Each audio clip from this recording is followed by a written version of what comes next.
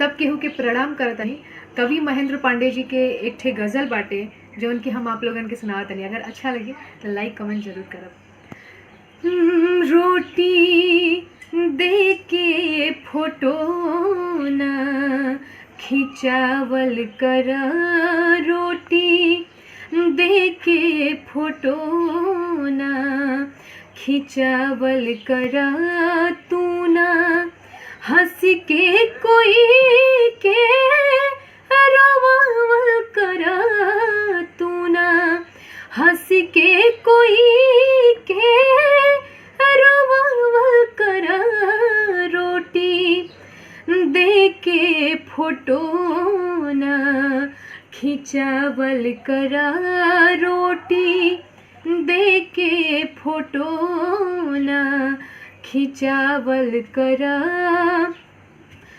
दान देवे के ऐसन चलन का बनल, दान देवे के ऐसन चलन का बनल, ना गरीबन के पागरी उछाल कराना, गरीबन के पागरी उछाल करा, रोटी दे के फोटो न खिंचावल करा, रोटी दे के फोटो न खिंचावल करा। समय से न बाँचल बा कोई सुनाई, समय से न बाँचल बा कोई सुना, बात सबका के समझावल करा, बात सबका के समझावल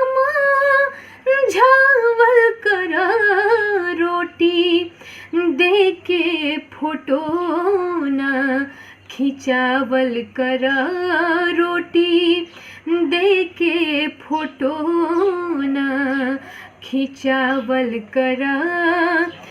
रूप यौवन जवानिया धन संपदा, रूप यौवन जवानिया धन संपदा, ना रहल बा सदाई बतावल करा, ना रहल बा सदाई बतावल करा, रोटी दे के फोटो न खिंचावल करा, रोटी दे के फोटो न खिंचावल करा।